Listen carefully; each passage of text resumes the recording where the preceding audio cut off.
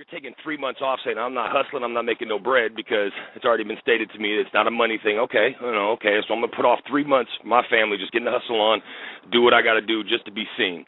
Okay, if I go out there and when I get there, if I'm told when getting on the bus and rolling that handed a schedule of saying, well, we didn't bring an extra promotion person so that you could have a seat on the bus. And you say, oh, okay, so what's that entail? So this is the daily duties.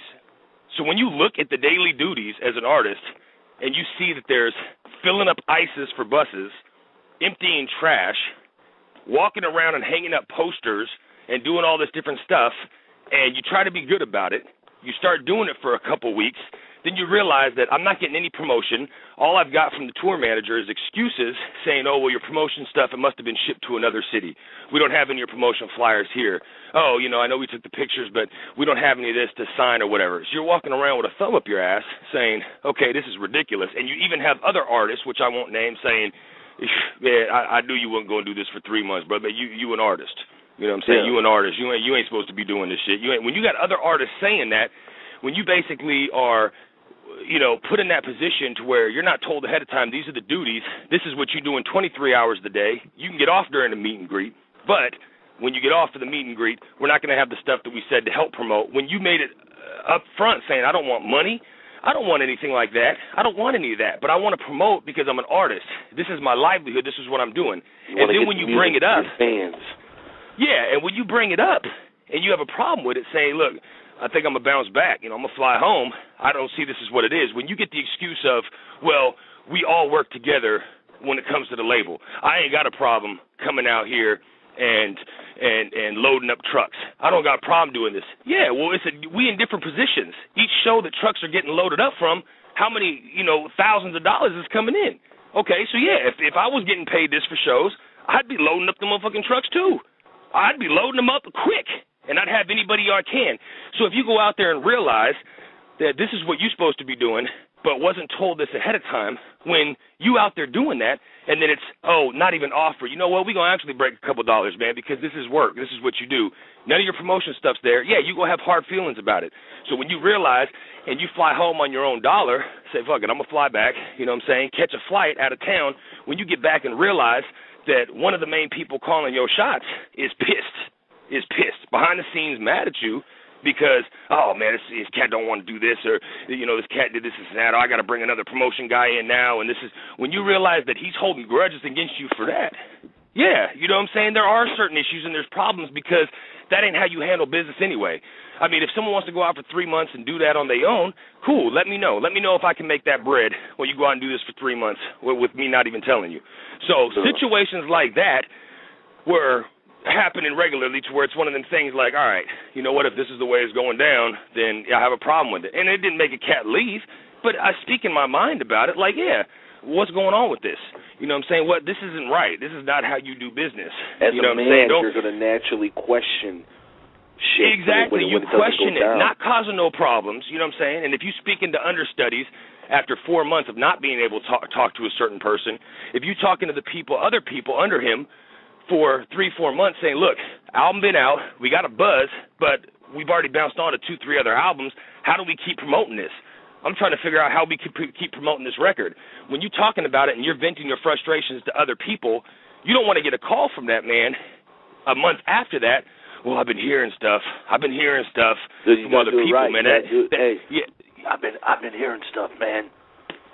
I've been here. So, well, I'm trying to keep it professional. You know what I'm saying? But when you guys stuff, I'm hearing stuff, and I'm not cool with cats saying this is snap. And when all you can say is, I'm not saying stuff to these people to say it to these people. I'm saying it because I've been trying to get a hold of you and put together a game plan, and no one's calling me back. So I have to talk to who I have to talk to figure out the situation. I'm a worker. And if I don't have any power, if I can't do merchandise on my own because it's in a contract, if I can't do certain tour stuff on my own, if I've got people from other tour calling and saying, can we get Cognito to do this and that, and they're saying, well, your label said no, that it wasn't feasible for them to send promotional stuff out for this, and it's not feasible money-wise to have you go out and do 13 shows. Yeah, it's not feasible. It's not feasible for a cat to make a certain amount of money for 13 shows when you're trying to plan 60, 70, 80 date shows. but it's beneficial to me as an artist to promote me, to get me out there and keep the record buzz going. But when you basically just say, yeah, this is it, you know what I'm saying? And the frustrating part about it is, dog, is if I would have been told that ahead of time, let me make my own decision. But when I'm told ahead of time that we're not a major label, we're an independent label, we don't let an album come out for 4 or 5 months, and if it's not selling or doing what we want it to do, just say, screw it, we go into the next record, or we're not going to mess with an artist for the next record. We push it until it is successful, because we wouldn't sign an artist unless we knew that this artist could do what we want him to do. So when you're told that, you have the confidence in the back of your head like, all right, cool, you know what I'm saying? They're not really pushing it all the way like whatever, but they told me, which is an unwritten contract, that we push our artists. That's what I based my career on, making a decision to sign with another label when I've been hesitant because of stuff I've had happen in the past.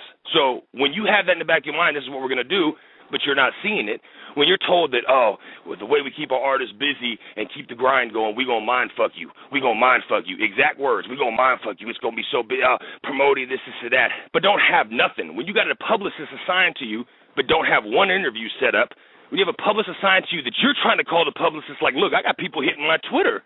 I got people hitting my Facebook.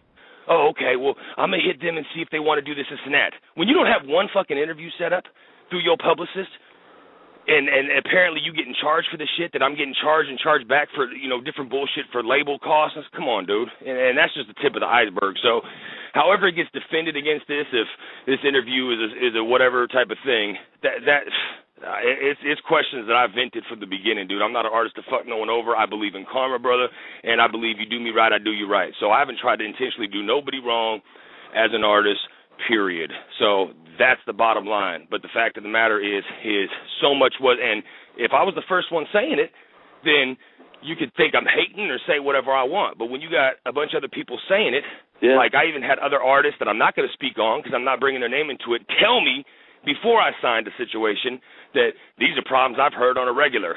These are problems I've heard on a regular from artists that are still signed. These are the problems when you hear that and say, you know what, I'm a different artist. I'm my own artist. I'm signing a deal because it seems right. I'm trying to make this shit happen. But then when it happens to you, you're like, fuck. You know what I'm saying? And I wish them all best, brother. Like I said, I'm not trying to knock no one. I think Tech is one of the most original, dopest artists to ever hit the rap game. He's in my top 3. Stevie Stone is like my brother. I wish him nothing but success. I hope Stone blows him out of the water. You know what I'm saying? I hope he reaches that plateau because he has that capability.